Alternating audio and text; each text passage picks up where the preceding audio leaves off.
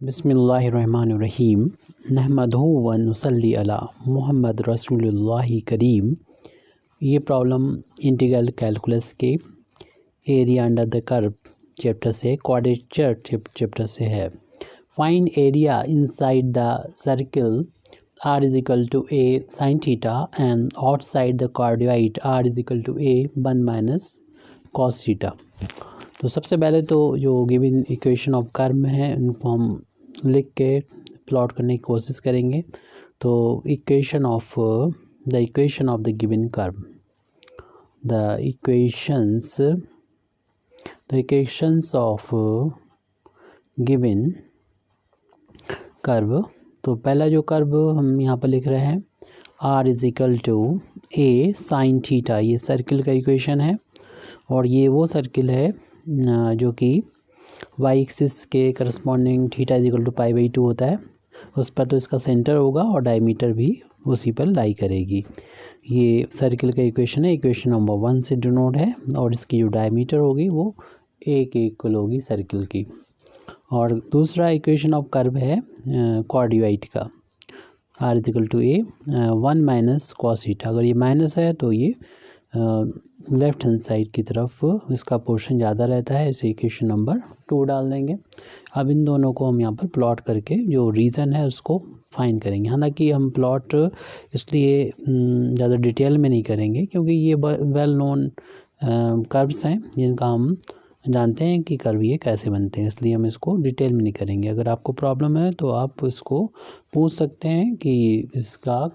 Tracing कैसे होती है। तो ट्रेसिंग की यहाँ पर हम कोई भी प्रॉब्लम सॉल्व नहीं कर रहे हैं, ओनली यहाँ पर दो ये ओरिजिन के करस्पॉन्डिंग पोल है और ये theta is equal to 0 initial line है जो एक्सिस के करस्पॉन्डिंग है और थीटा इज इक्वल टू ये होता है π/2 जो वाई एक्सिस के करस्पॉन्डिंग होता है, क्योंकि ये कार्डियोइड जो है और ये एक सर्किल है r is equal to a sine theta. यहाँ पर साइन है इसलिए ये पोल से इस वाई एक्सिस पे बनेंगे, यानी इसका सेंटर वाई एक्सिस पर होगा और सेंटर के साथ साथ की डायमीटर भी वाई एक्सिस पर ही होगी और रेड जो डायमीटर होगी वो a के इक्वल होगी और ये पोल से जाने वाला है सर्किल का इक्वेशन है। हमें कुछ इक्वेशंस याद भी होते हैं तो उस बेस पर हम लोग इस तरीके से कह सकते हैं। तो इस सर्किल को हम यहाँ पर ड्रा कर देते हैं। अब ये सर्किल की आपको मालूम है कि जो रेडियस है वो सेंटर का c ले लें तो रेडियस जो होगी a/2 हो जाएगी, क्योंकि ये टोटल डिस्टेंस जो है वो यानी इस O पॉइंट से लेकर अगर इस पॉइंट का कोई नाम दे दें, जैसे A पॉइंट दे दें, तो ये डिस्टेंस जो है OA की A के बराबर है। इसको अगर हम शो करना चाहें तो कर सकते हैं, लेकिन दूसरा भी कर्व और बनेगा। चलिए इस पॉइंट को इसको A से अगर डिनोट करें तो A डिस्टेंस यहाँ तक हो जाएगी ये टोटल। अब कार्डियोइड और बनना है और चूँकि ये माइनस वाला है तो ये लेफ़्ट हैंड साइड में बनेगा, जैसे कि हम पहले भी बता चुके हैं इसके बारे में। और इसमें ये जो A है तो इस पॉइंट से होकर जाता है और ये सर्किल के मुकाबले में ज़्यादा तेज़ी से ऊपर बढ़ता है और यहाँ से जाके ये जो डिस्टेंस होगी वो 2a के बराबर होगी। और जैसा कि ये इनिशियल लाइन के ऊपर बनता है ऐसे ही इनिशियल लाइन के नीचे भी बनेगा और ये हार्ट के शेप जैसा महसूस होगा, इसीलिए इसका नाम कार्डियोइड है और ये डिस्टेंस 2a होगी। हालांकि हम इसका कोई ज़्यादा यूज़ नहीं होगा, हमसे पूछा गया है find the area inside the circle. Circle यानी बाहर रहेगा, ये सर्किल है जिसका इक्वेशन हमको दे रखा है r is equal to a sine theta, equation number 1 से डिनोट है और ये कार्डियोइड है जिसका इक्वेशन हमें इक्वेशन नंबर 2 से r is equal to a 1 minus cos theta दे रखा है। तो ये हमारा सर्किल है और हमसे पूछा गया है एरिया जो कि सर्किल के अंदर का है और ये कार्डियोइड के बाहर का है। तो कार्डियोइड हमारा ये है तो इसके बाहर का हो जाएगा ये वाला और सर्किल के अंदर का एरिया भी यही होगा जो हमने शेडेड किया है ज़्यादा डार्क से। तो ये एरिया है। तो ये एरिया जो है वो देख रहे हैं कि थीटा इज इक्वल टू 0 से थीटा इज इक्वल टू π/2 के बीच में एरिया है।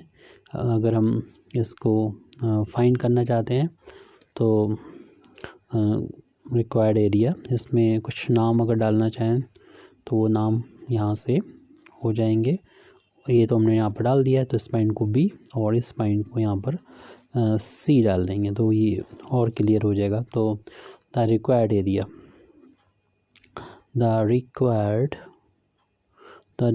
एरिया इज इक्वल टू, तो ये एरिया हो जाएगा एरिया ऑफ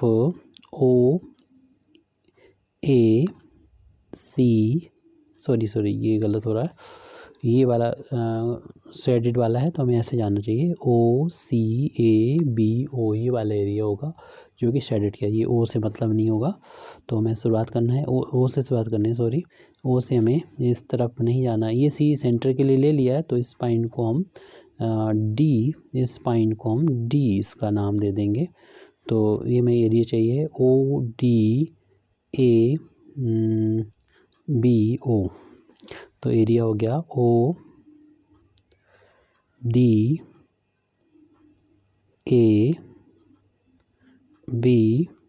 ODABO। और इस एरिया को अगर हम फाइंड करना चाह रहे हैं तो देख रहे हैं कि दो जो ये रेडियस वेक्टर हैं थीटा इज इक्वल टू 0 और थीटा इज इक्वल टू π/2, इन दोनों के बीच में पहले तो हम इस सर्किल के अंदर का सारा एरिया जो थीटा इज इक्वल टू 0 और थीटा इज इक्वल टू π/2 के बीच में ये टोटल एरिया निकाल लेंगे। उसमें से ये जो आपको नज़र आ रहा है यानी एरिया ODACO, इसको माइनस कर देंगे। तो हम इसको लिख भी दे दें ताकि बात क्लियर रहे हमारी। एरिया ऑफ OBACO में से माइनस कर देंगे OBACO में से AO भी डायरेक्ट कर सकते हैं या ACO भी कर सकते हैं, में से माइनस कर देंगे। यानी उस पूरे एरिया को ये जो यहाँ पर है वो सेमी सर्किल है का एरिया है, उसमें से माइनस कर देंगे इस एरिया को जो कि कॉर्डियाइट का ये वाला एरिया है जो थीटा इज इक्वल टू 0 से लेके थीटा इज इक्वल टू π/2 के बीच का इतना एरिया है, उसका नाम यहाँ पर है तो उसको लिख देते हैं। एरिया ऑफ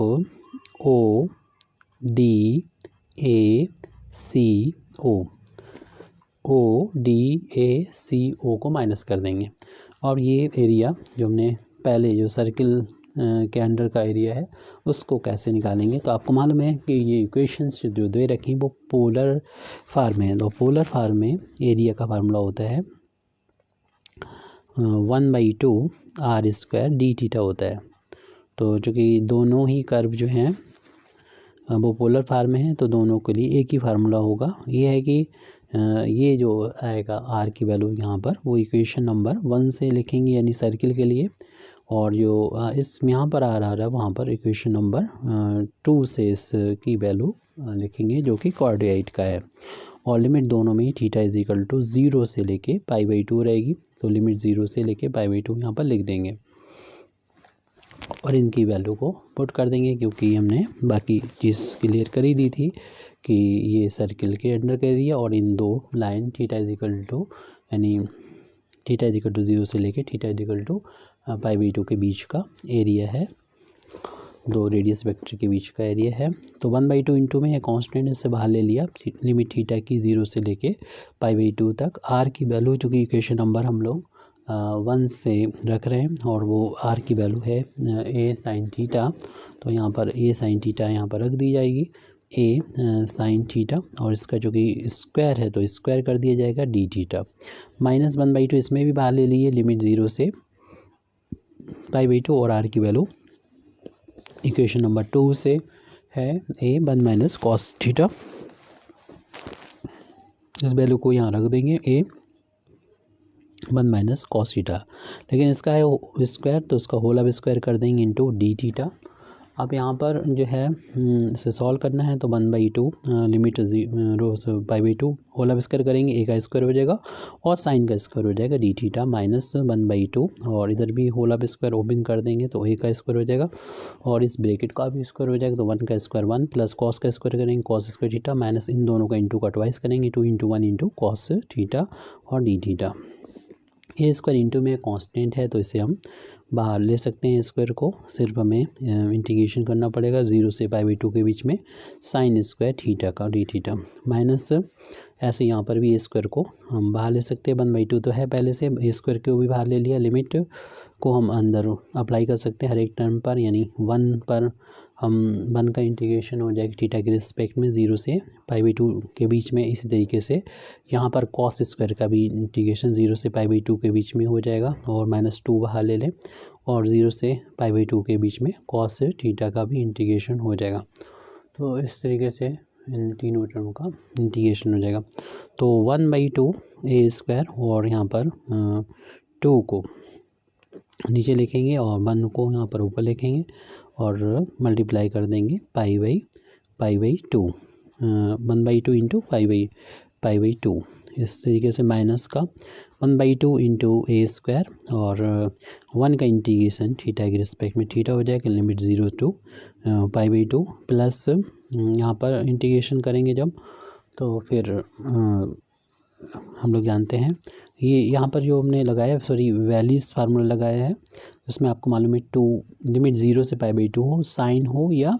कॉस हो, तो दोनों के लिए एक ही फार्मूला होता है, जो भी पावर हो वो आप नीचे लिखेंगे उससे एक कम ऊपर लिखेंगे और अगर 1/2 आ जाए तो π/2 से मल्टीप्लाई करेंगे। वैलीज फार्मूला है, हम कोशिश करेंगे इसमें डिस्क्रिप्शन में वैलीज फार्मूला का लिंक प्रोवाइड कर दें, वैसे तो आप यूज़ करते रहते होंगे। तो इसमें 2 पावर जो है वो उसको नीचे लिखेंगे, इससे एक कम ऊपर लिखेंगे, 1/2 आ जाता है तो π/2 से इंटू करेंगे, ये तब होता है जब लिमिट 0 से π/2 हो, यहाँ पर साइन स्क्वायर हो, मतलब साइन की कोई पावर हो, इवन पॉजिटिव इंटीजर या साइन कॉस की हो, तो यहाँ कॉस था इसलिए ये फार्मूला अप्लाई कर दिया। -2 इंटू कॉस का इंटीग्रेशन हम लोग जानते हैं साइन थीटा होता है और लिमिट यहाँ पर 0 से π/2 है जो कि हमने लिख दी है। अब नेक्स्ट ये वैल्यू हो जाएगी 2 इन सब का आपस में इंटू हो जाएगा तो ये 1/8 हो जाएगी πa² माइनस 1/2 a स्क्वायर और यहाँ पर upper limit minus lower limit कर देंगे यानी π/2 माइनस 0 कर देंगे और प्लस का π/1 π/2 × 2 4 हो जाएगा माइनस का 2 और यहाँ पर पूरे इसमें जहाँ पर भी थीटा मिलेगा वहाँ पर upper limit π/2 minus lower limit फिर 0 हो जाएगी is equal to 1/8 πa² minus 1/2 a square, ये π/2 लिख देंगे और प्लस π/4 लिख देंगे माइनस 2 और साइन π/2 की वैल्यू जो होती है वो 1 के इक्वल होती है, साइन 0 की वैल्यू 0 होती है।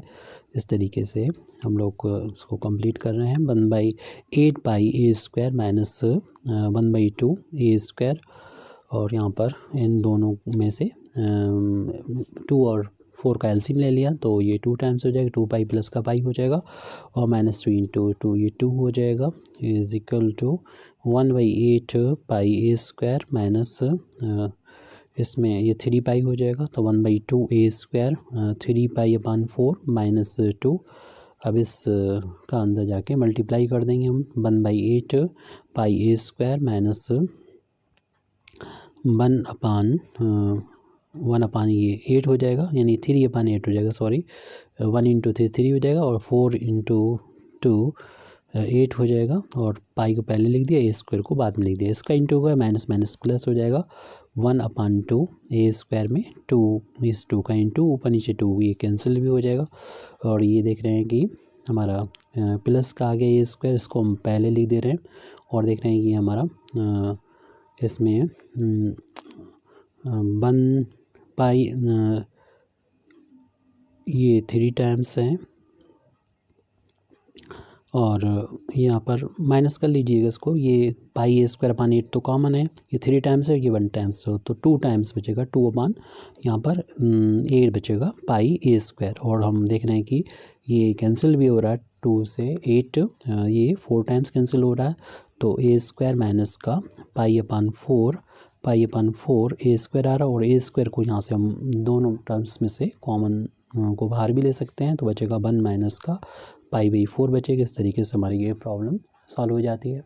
Thank you very much Indeed for listening me. व आखिर दावाना अल्हम्दुलिल्लाहि रब्बिल आलमीन।